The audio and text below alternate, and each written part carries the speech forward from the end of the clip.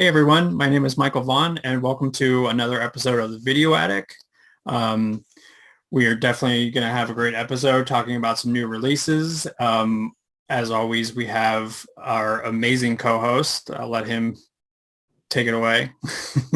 Thanks, Mike. I am Dylan Gonzalez. I am the senior critic at geekvibesnation.com. I am also a co-host of the Home Dance Film Festival podcast. And I'm excited to join Mike here today to talk about some great releases. Well, I can't relate to owning things. Of course not. We're not physical media. It's fine. So my first movie is Juice. Awesome. And this is a first time watch for me. And I have to say it was a great movie. Really amazing performances. I don't want to get too deep into it because, there is a lot of, it's not like a lot of twists and turns, but there is some really interesting stuff going on. So, yeah, as far as it looks, again, this being the first time I ever watched it, I really didn't have any frame of reference, but I can't imagine this looking any better. It doesn't have a lot of over processing. The images looks really nice and crisp and clear. The sound is great. It doesn't have a Atmos track, but it still sounds really good. So yeah, definitely pick it up, especially if you haven't seen it. It's kind of awesome to see like Tupac in a movie. I've actually never seen him in anything like acting wise. So yeah, definitely worth checking out. Awesome. I'm really looking forward to that one. So I'm glad that Paramount is digging deep and giving some of their more worthy titles some 4K love. So that's exciting. Speaking of 4K, a new release that just came out is Last Night in Soho in 4K, which is the new movie from Edgar Wright. I saw some kind of divisive reactions whenever this was released in theaters, but I really enjoyed it. I think it's up there with some of his best work. I love Anya Taylor-Joy, so it was a lot of fun to see her in this one. And the release itself, great Dolby Atmos audio, crisp 4K picture. It has 2 commentary tracks, which is really exciting, and a ton of other special features because Edgar Wright, he knows how to treat us physical media fans right by giving us a lot of great bonus features. And just as like a little additional side note, available separately, I was sent this and it's a lot of fun. It's the Last Night in Soho vinyl release of the score, and if you listen to Edgar Wright movies, you know that the sound is one of the most important things to him, and this score from Stephen Price is great. You can kind of see here's it's a 2-disc set or 2 vinyl set. You can kind of see here. It's a great score, and for vinyl lovers, it's a really nice looking release. I highly recommend you checking that out because it sounds great and it looks good too. So highly recommended for both the 4K and the vinyl. Okay. Yeah. So next I have a pair of Severin titles, and they are Delirium and Don't Go in the House. And there's yeah, so both of these are first time watches. I think they were both definitely awesome and worth getting. Don't Go in the House especially was awesome, and here's of the inside. It's a 2-disc, and what's kind of awesome is it has 2 different cuts. So it has the original cut and it has like a composite cut. And it, as you can see, it is like loaded with features. The movie's really fun. It's like really grimy. It's, if you definitely like kind of really strange 70s exploitation, it's like a shrine to that. Delirium is fun, but I didn't like it as much as Don't Go in the House. It's not quite as tricked out as Don't Go in the House, but once again, Severin does an awesome job with features. They both look great. Don't Go in the House is one that I actually did see in DVD, like on DVD. So I would say that it's like almost night and day with I believe it's a 4K.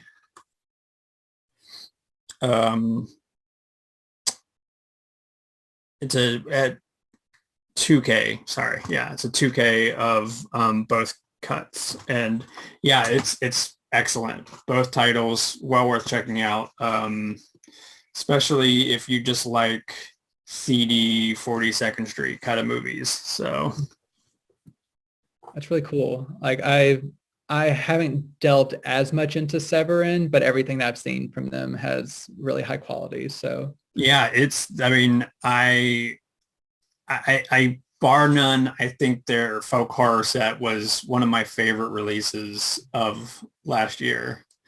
That's one that I like gladly bought out of my own pocket because that was an incredible set. And yeah, so definitely check both of those out. it's exciting. The next one I have is a movie I really love, but I might hew closer to talking about the packaging, but just because it's so amazing, because you're probably more familiar with Vinegar Syndrome and their like special classy packaging than I am, but I'm more of a newbie. So I recently had the pleasure of seeing or receiving the movie Her Smell, which is a release from Vinegar Syndrome and Gunpowder and Sky. And it comes in a really nice hardbox case.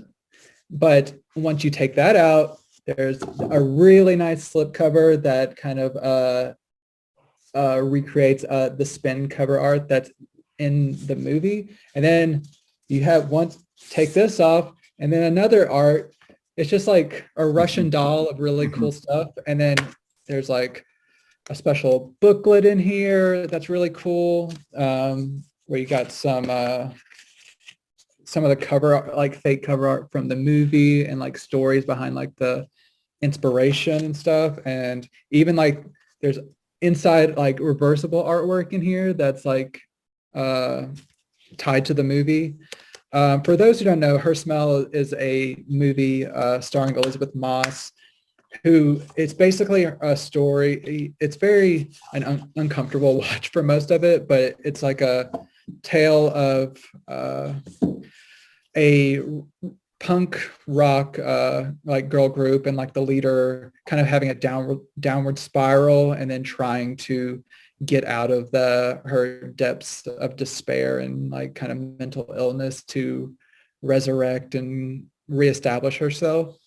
So Elizabeth Moss goes so hard in this role, and she makes you so crazy and uncomfortable, but she is so good, and the movie is really good. And this release for this movie, it was previously released on Blu-ray, but Vinegar Syndrome and Gunpowder and Sky re-released it here with a slew of special features, a new commentary track with Elizabeth Moss and director Alex Ross Perry, several new documentaries, like a 40-minute conversation between Elizabeth Moss and Brandi Carlile from South by Southwest from a couple years ago. It is packed. So this is a really, really, really awesome release, and the movie is really good too. So highly recommend that.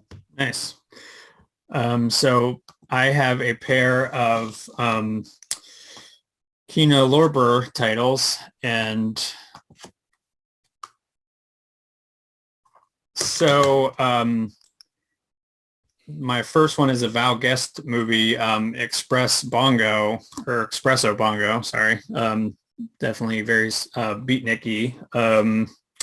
So this one's first time watch for me. It was kind of weird. It's a British like cult film, rock and roll like musical. I thought it was okay. The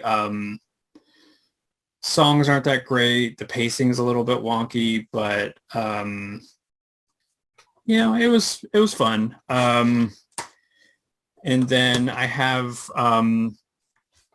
these, which is a British noir double feature. So I'll try to get through these really quick.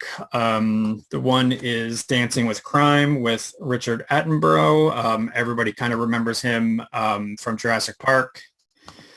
And yeah, it's a fun little mystery.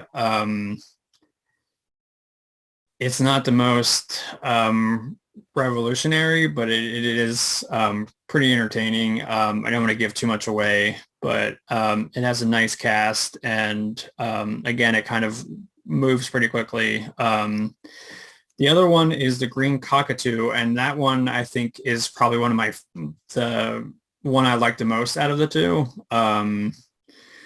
So this is the one that's like the most Hitchcockian of the pair, and it's pretty charming. British noir. Again, it's something I don't want to spoil, but it was actually based on a Graham Greene story, which is pretty interesting. So they both look great. They were, I believe, both restored by the BFI. And yeah, they look really nice.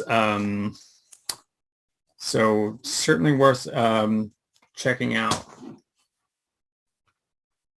Yeah, I actually watched all three of those movies. And one of the things I want to say is I really like Expresso Bongo. I was kind of surprised to see the girlfriend character working in basically a strip club like in that time. And they were showing way more skin than I'm used to from the 50s. And I was like, oh, okay, it's that type of movie. All right. So that was an interesting diversion from what we usually get from 1950s movies, because apparently the Hays Code did not apply to them. So that was I mean, it's really interesting because they had like I guess their own sort of form of that, but they were more anti-violence than they were with a little bit of cheekiness, as they would say. So yeah, but which out of those three films did you have a favorite? I would probably, out of those three, be like Expresso Bongo, Green Cockatoo, and Dancing with Crime. Is that the third one? Yeah. But the two crime films, they are good. It's been a couple weeks, so it's kind of hard for me to remember the specifics of those two, because I've just watched like about 40 movies at Sundance right now. 100,000 movies. So my brain's a little scrambled, but I do remember like thinking those were pretty fun. So I co-sign your endorsement of those. And because I've been seeing so much, this next release, I will say I have not watched all 46 episodes of this complete series, but I have sampled this and I can like give you my impressions off of that. And that is Kamen Rider 01, which is something that was sent to me. And although I did not request it, I was intrigued by it because I have reviewed other, I think it's pronounced Takasatsu, projects like the Ultraman series and Gamera. So it was interesting. This is more of a newer one, like some of the Ultraman stuff that I've watched. This is a series that's been going on for decades and decades. This is the 30th iteration of it.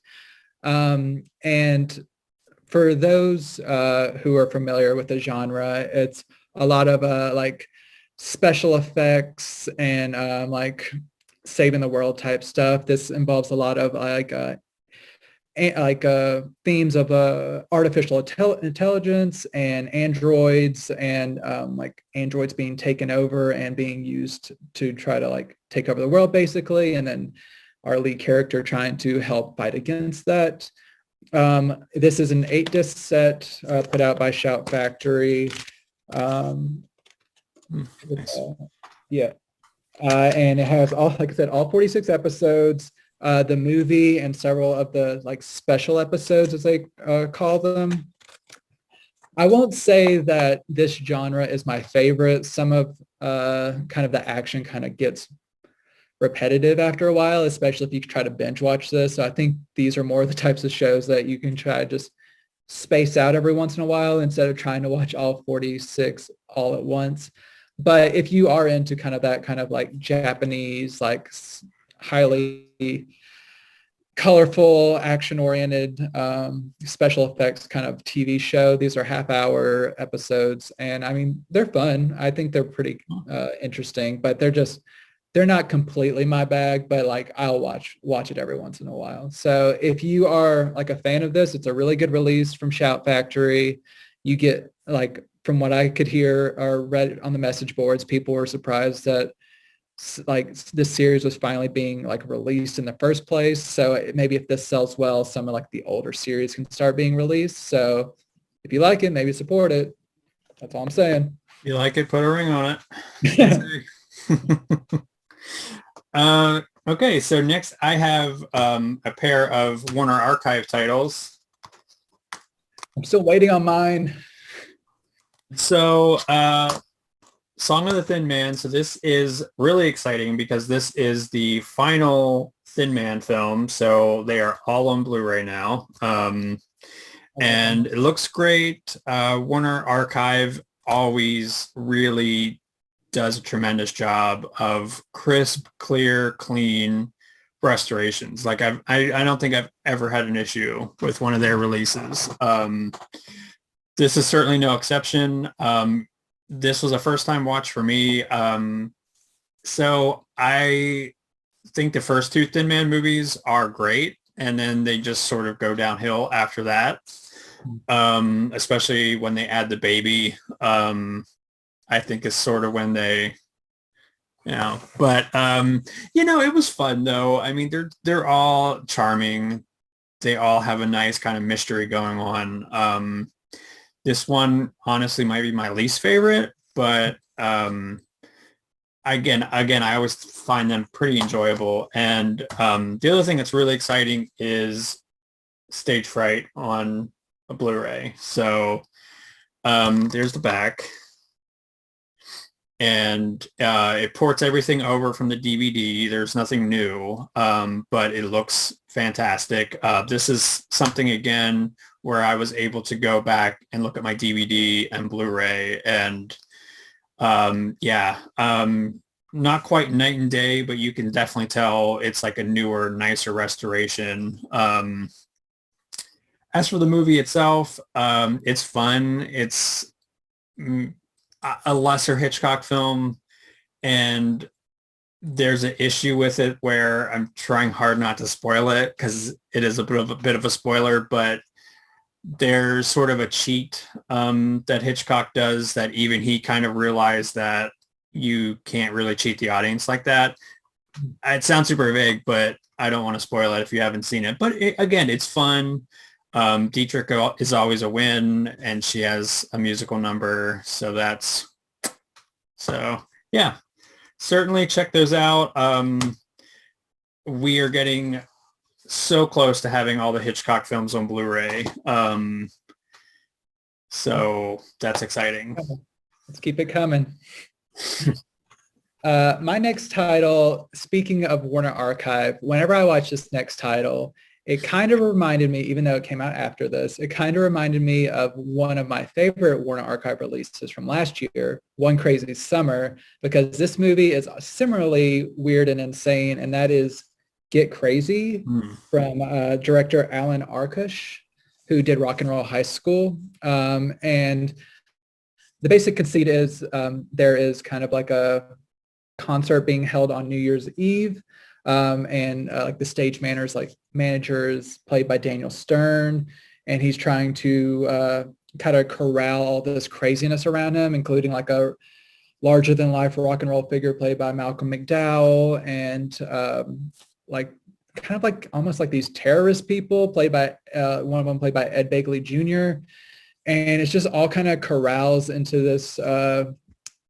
this New Year's Eve concert where just all kinds of like crazy shenanigans happens. It's kind of hard to like talk about this sense of humor, but it's just kind of like really outlandish, absurd type of stuff. Like they're not afraid to just go for things that are not like grounded in reality. So it's just kind of like a lot of just bizarre humor, but it really struck a chord with me. I thought it was a lot of fun. And like I said, if you've seen One Crazy Summer, it's kind of that type of absurd humor. This does come with a new 2K master, which does look really great. And it comes with a new 76-minute documentary, which includes interviews with Alan Arkush and Malcolm McDowell and Daniel Stern. So they got like all of these cast members to come back and talk about this movie. And like I said, it's over an hour long. So this is like one of the better special features I've seen new from Kino Classics. It has a new commentary track, which is also exciting. And on it is in addition to Alan Arkush, you have Eli Roth on there, just talking about his like passion for the movie and how it kind of influenced his like in his youth. So this release is pretty packed. So if you like kind of like weird offbeat humor and you want a really good release, Get Crazy is a lot of fun. Okay. That sounds awesome. Definitely gonna have to check that out. So I have a pair from Arrow, and there is Shock and Red Angel. So let's get into Shock first. Okay. Slipcover, really nice. There's a better view of the back and the features. And it's got reversible art and a booklet.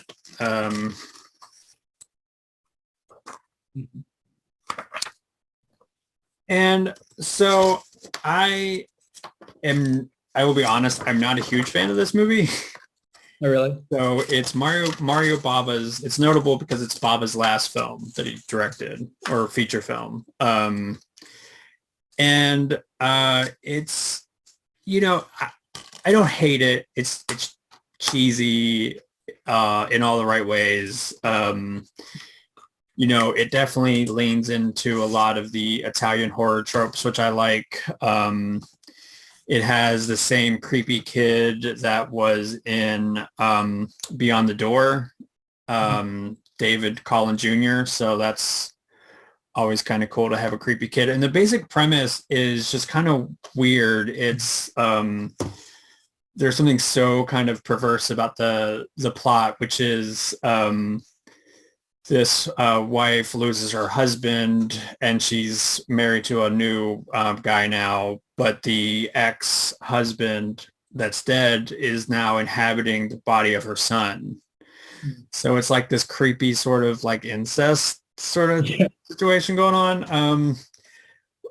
Yeah, it's okay. It kind of, I will say, like after rewatching it for this release, it sort of grew on me a little bit more, but yeah, I mean, it has its fans, so certainly I think it's worth checking out.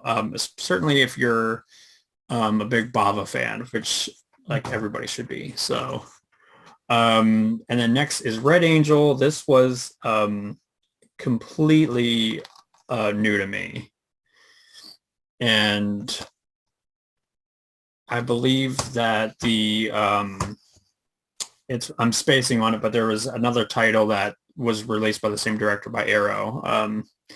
But it's awesome. It's a very harrowing kind of story about like the war, and again, it has this sort of perverse underpinnings, and I don't want to get too spoilery with it because it is pretty weird and interesting. I wouldn't say it's horror. I feel like it's more of a sort of scary and a harrowing kind of cerebral kind of way. Um, but really interesting. I was certainly not bored.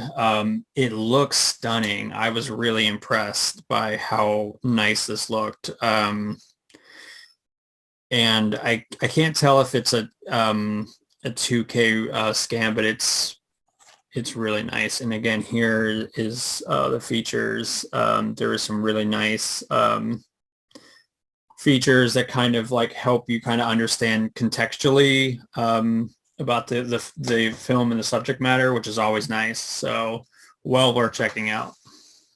Yeah, for any of our viewers who think I was just ignoring you during that time, I was trying to research what else the director had done because I also had it in my mind of what he had done. And Arrow's recently released Giants and Toys, and then the Yes. double feature of Black Test Car and The Black Report, both of which I really enjoyed those releases. So that's why I'm excited to check out this release. I was just like, I need to figure this out before we get off this recording. No, So thank you for the assist. The viewers at home, it's been a crazy week, as probably most of you can relate. So yeah, definitely. It's an awesome release, though. It was a really nice treat to kind of discover more of this director. So I think it's awesome. Arrow's putting out a lot of this obscure stuff. yeah, full disclosure, I got about 10 minutes into that movie the other night because I was like, okay, I want to watch it before we record this.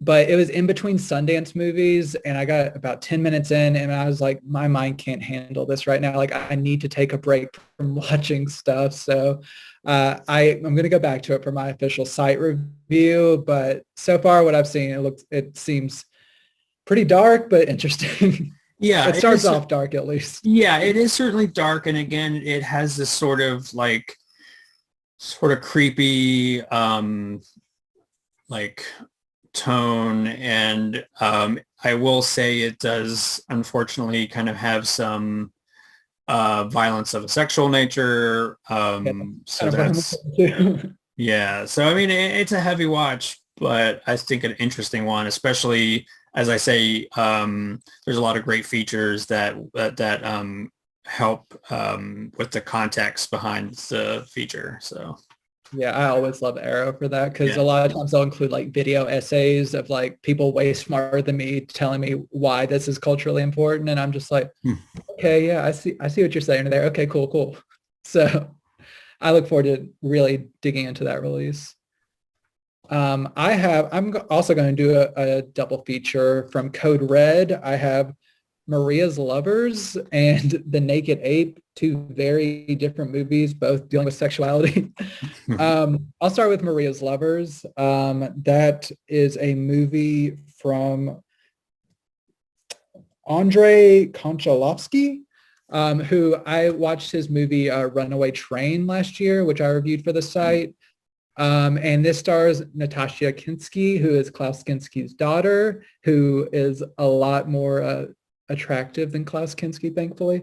And John Savage, who was in The Deer Hunter, and Keith Carradine. And probably most importantly to me, and the reason I checked this out, it has like an older Robert Mitchum, and I'm a big Robert Mitchum fan. Nice. And he was almost unrecognizable to me because I only know like the 50s version of just like this cool, like steely character. And just to see him as like an older gentleman just really messed with my mind. But he did a really good job. The story is kind of sad almost. Like, it is kind of sad, and like it's about a veteran who comes home. He's been dreaming of like being with this girl that he's known his whole life. He's built up this picture in his head, but when he comes back, he's has all these demons that he's holding on to. And whenever he eventually marries her, he can't bring himself to be like physically with her. And it kind of like their relationship starts to disintegrate, and she tries to find love elsewhere, but he's still kind of hanging around and like trying to get past his trauma. And it's like sexual journey and interpersonal relationships and them trying to like find each other in like this kind of complex web. It isn't like the best watch, but I did find it really interesting for the most part. And like the performances are really great. It's not exploitative or anything like in that vein. I think it's handled really tastefully considering like this subject matter. And it doesn't include two new interviews, one with star John Savage and one with another like secondary supporting character. Both of those have some really entertaining stories. And it does come from kind of like a slightly older master, but it still holds up nicely. So recommend that. And then The Naked Ape, I didn't know what to think about this, but I was just like, okay, I'll try this out. This sounds kind of interesting. It is, I'll say this, and I'll tell you, it is nothing like what you would think. It is a movie produced by Playboy, and it is one of the most tame things I would ever associate with Playboy that I could ever think of. It's kind of like a anthropological, social, like tracing of like a kind of part satire, part docudrama of like man's journey of like from like early kind of like primitive like Neanderthal type people to now with like our shifting sexual dynamics and how men and women interact with one another. And it's all framed by like this college student played by Johnny Crawford, who was in TV's The Rifleman, who's like trying to pursue this girl played by Victoria Principal from Dallas. And it's just kind of like there's some kind of like amusing moments, but it's really just a really strange movie. It just like, it's based off a book and you believe it because it's kind of almost dry in parts. Like it's probably less dry than the book is, but for a movie that you hear is produced by Playboy, like I didn't want like crazy sexual stuff every scene, but I was just very surprised by like it wasn't even like a lot of like dirty jokes or like it was just very tame compared to what like I'm pretty sure it's rated like PG maybe. Yeah, it is. And it's a movie produced by Playboy. So who would have thought it? I don't know, man. But it's an okay watch, but just know that it's like more serious than people might believe. Like there's comedy in it, but it's not like some kind of sex romp if you like are looking for that. Yeah. Yeah. Okay. So now yeah, that's a good lead in, right? Huh? That's a good was note that? that's a good lead in, right? A good note to leave you on. Like follow that. Do it. I have to I'm really excited to talk about this title, and it's Superhost, and you have to say it like the character does in the movie where I am a superhost. So that is this slipcover. Isn't that gorgeous? Yeah. Yeah, I've been driving my husband crazy with that, saying it like that. And thankfully we're not divorced. So, but so this is a movie that I watched that I initially thought it was all right. It's certainly basically it's a satirical horror comedy, more very broad comedy than maybe some people would like, but it of course kind of satirizes YouTube, the thing that we're doing right now. It's pretty enjoyable. It's very over the top. The lead actress, Grace Gillum, is a national treasure, and she absolutely crushes this movie. Like she is far and away, and it's not to suggest that the other actors aren't great, because they are, but she steals the show. She is so much fun to watch. So yeah, again, that's the back. Has some really nice features. In a nice case. I like how these are like slightly raised. So yeah, certainly a recommend. It is currently also streaming on Shudder. This is not sponsored by Shudder, but Shudder is awesome and I love it. So check that out. So yeah, certainly well worth checking out.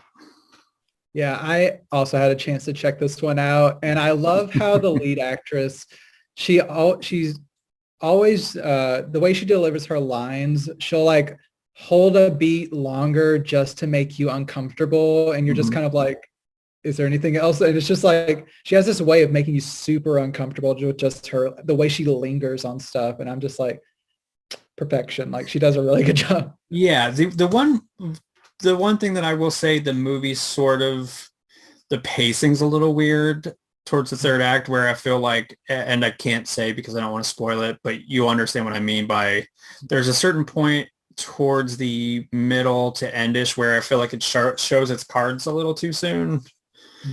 Um, and I feel like it could have maybe been tightened up a little bit, but I believe this director's fairly new, so it's all the more impressive that he was able to make something that was on a lower budget but looked really nice. The production values are really clean, and it's certainly a nice looking movie. So yeah, it's and it's funny how, like I said, I watched it a second time and it like grew on me more, and I feel like Grace, the lead actor, is sort of a reason for that. So. Yeah. Yeah, I co-sign. I recommend the movie. I have another two movies. I like to group these together because they both feature leading men who are kind of like known for like their grizzled personalities. That is James Cagney in Shake Hands with the Devil and Edward G. Robinson in All My Sons. I'll start with Shake Hands with the Devil. Of course, I had to check this out because it's James Cagney and I love him, but I wasn't even paying attention. I don't even know where my head was at. But this also has a recent love of my life, Glynis Johns, who I fell in love with after The Court Jester. I don't know why I didn't fall in love with her after Mary Poppins, but The Court Jester is what did it for me. And she's in this. This basically is concerns the conflict of like the Irish Civil War and kind of some of that conflict. So it's interesting to see Cagney playing an Irishman whenever I'm used to seeing him play like an American gangster.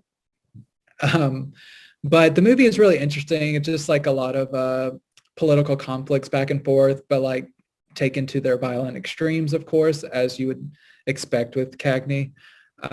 This it might play like a little too long. It is an hour and 51 minutes. So I think maybe probably about 10 or 15 minutes could have been shaved off of it. But I do like it. I think it's a really good movie. It comes with a new 2K master and a new interview with star Don Murray. So if you are a Cagney fan or a fan of any of these performers or just want like a really well-made drama, I think Shake Hands with the Devil is a very like strong recommendation from me.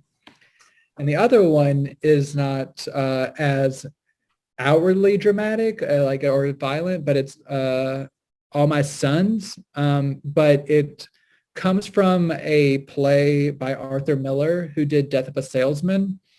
And it presents as just kind of like a simple family drama where Edward G. Robinson is like the head of this family, where one son is bringing back what like his fiance, who used to be the fiance of this other of his brother, who has been like missing in action. And as you go along, you see that there are some secrets being held by this family that slowly come to light. And I don't want to spoil anything, obviously, but it is pretty dramatic. And Edward G. Robinson, similar to, I think this is the same director of Night Has a Thousand Eyes. Mm. And similar to that movie, Robinson, he kind of plays more of your everyman type of person. But as he goes along, he gets to like really get more into the drama that you kind of associate with Edward G. Robinson. And Burt Lancaster is also in this movie, and he's very good. And this is a 2K master, so it also looks really good. And it has a commentary track by Kat Ellinger and Lee Gambin. So that is also really informative. And so if you like kind of like really like twisty family dramas, like with some darkness underneath it, I recommend All My Sons. Okay, sounds good. So my last release, but certainly not least, is the Toolbox Murders. Mm-hmm. And I love Blue Underground. Yeah, me too. Like, so, and so this is a 2-disc. As you can see, it has the Blu-ray and the 4K included. The movie's a lot of grimy fun. I feel like you sort of know what to expect from a movie called Toolbox Murders. It is cheesy and kind of dumb, but it's like really enjoyable at the same time. It looks incredible. Again, this was something else that I was able to sort of take the time to compare, and certainly it looks almost night and day compared to some of the earlier releases. Like Blue Underground's been doing a really great job of doing really nice contrasting and just lightening everything up, and even like the grain is present but not like super heavy. So yeah, it's a lot of fun. And there is a new commentary track, as you can see over here, and everything else has been ported over. But yeah, it's got a ton of new stuff though, as you can see, like highlighted over here. So yeah, if you're a fan of this movie, it certainly is a release that I was really excited about, and really lives up to the hype. So definitely worth a buy, even a blind buy, if you just like kind of over the top, really weird 70s exploitation fare. So Yeah, if you would have told me like 3 years ago that the Toolbox Murders would be getting a 4K release, I'd be like, wait, no, that's not going to happen. But yeah, it's happening, and Blue Underground's like really treating its fans well. So yeah, we need Inferno now on 4K. well, they're the ones to do it. I know, but I'm sending it out into the universe. Yeah. Happens, so Blue Underground, if you're listening, Inferno did that. And to round out my releases, once again, another double feature. I have Double Door and China, and I will start with Double Door. This is a really interesting pre-code thriller mystery. It is from Charles Bedore, the director of Gilda.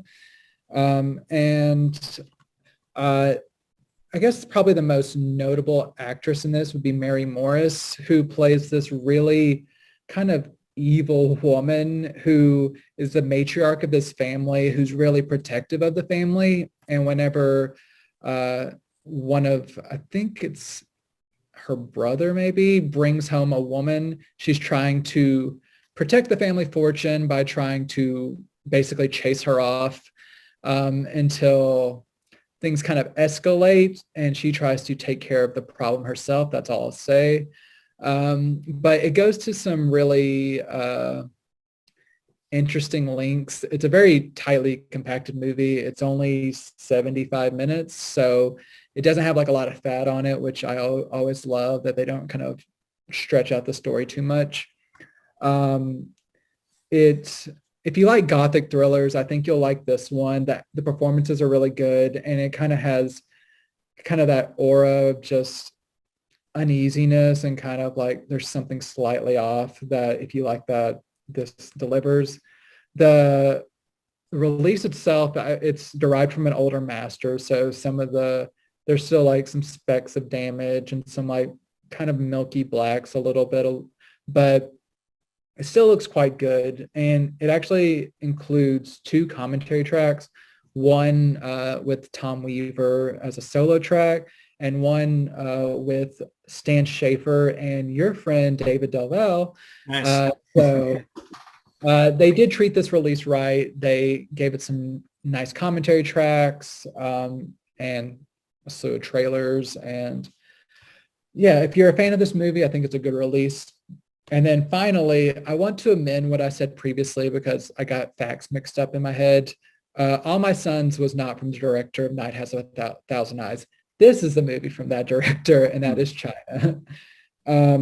This has Alan Ladd, and more importantly for me, and the reason I sought this out, it has Loretta Young, who I've been a fan of ever since Warner Archive put out Rachel and the Stranger. So I've just been kind of like looking for more of her stuff, and this did the trick.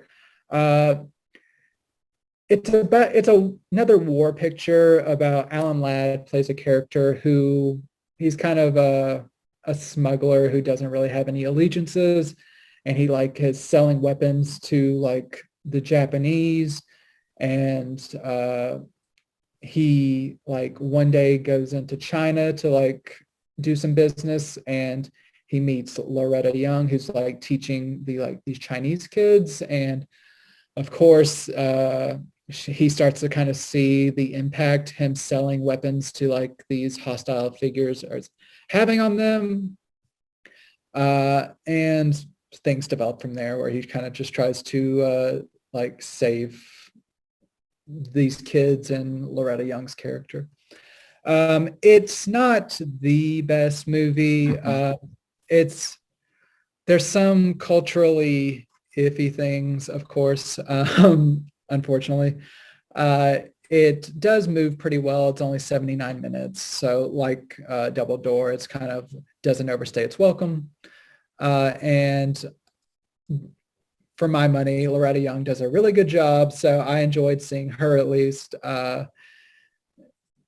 It's fine. That's the most I can give it. Like it's entertaining, but I can't say it's essential. So like if you're into these performers and this type of movie, you'll like it. But if it doesn't sound interesting to you, it's not like one of the best of the genre. So Yeah.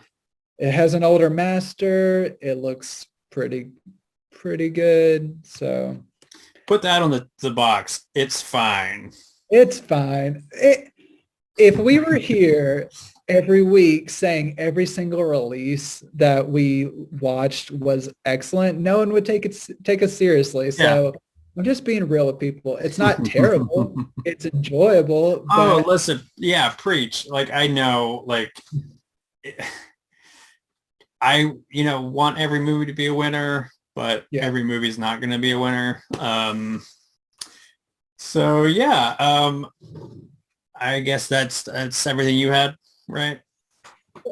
and Yeah, if so that was a lot of fun. Definitely a lot of really good releases. And if you want to check out more of these videos, be sure to give us a like, subscribe, and thank you for checking this out with us.